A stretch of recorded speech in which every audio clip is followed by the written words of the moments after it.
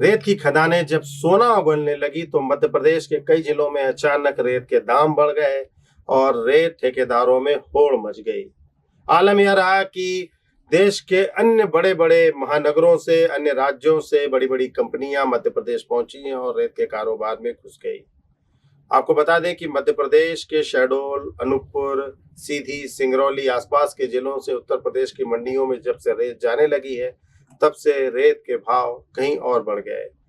सीधी से एक मामला सामने आया है जहां पर कार्य कर रही सहकार ग्लोबल कंपनी, जिन्होंने सरकार से ठेका लिया हुआ है, सहकार ग्लोबल प्राइवेट लिमिटेड ने खनन का ठेका लिया हुआ है और सीधी के विभिन्न क्षेत्रों में रेत का खनन, परिवहन, भंडारण और व्यापारिक गतिविधियों का कार्य कर रही है।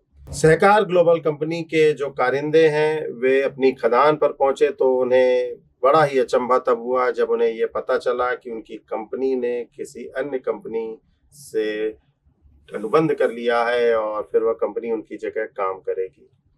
कर्मचारियों को इस बात की खबर नहीं थी। उन्होंने भोपाल, छत्तीसगढ़ स्थित अन्य कंपनी के अधिकारियों को जब इसकी सूचना दी तो उनके पांव के नीचे मानो जमीन ही सरक गई हो।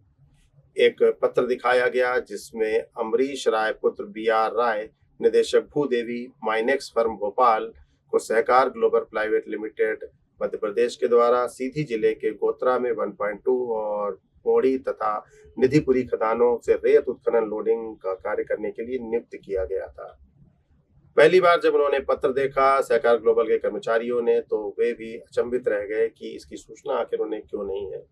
जब यह मामला ऊपर पहुंचा तो फिर टकराव की स्थिति हुई और यह मामला थाने पहुंच गया। ये पत्र जो आप स्क्रीन में देख रहे हैं उसमें स्पष्ट रूप से एक एग्रीमेंट दिख रहा है जिसमें सहकार ग्लोबल कंपनी के जिम्मेदारों तथा भूदेवी माइनेक्स फर्म भोपाल के जो जिम्मेदार हैं अमरीश राय पुत्र RB राय के दस्तखत हैं। सहकार ग्लोबल कंपनी के द्वारा यह पत्र में उपलब्ध कराया गया और इस बात का दावा किया गया है कि यह पत्र पूरी तरह से फर्जी है। अमरीश राय जो है उन्होंने फर्जी पत्र जो है वो कूट रचना की है और इस मामले की शिकायत उन्होंने सीधी स्थित थाने में दी है। एक वीडियो भी हमें उपलब्ध कराया जिसमें वे जब वहां पर पहली बार पहुंचते हैं तो उन्हें यह मालूम होता है कि यह कंपनी जो है उनके कंपनी से काम ले चुकी है और यहाँ काफी कुछ कर भी चुकी है। पूरा मामला फिलहाल सीधी थाने में है और इस मामले की जांच की जा रही है।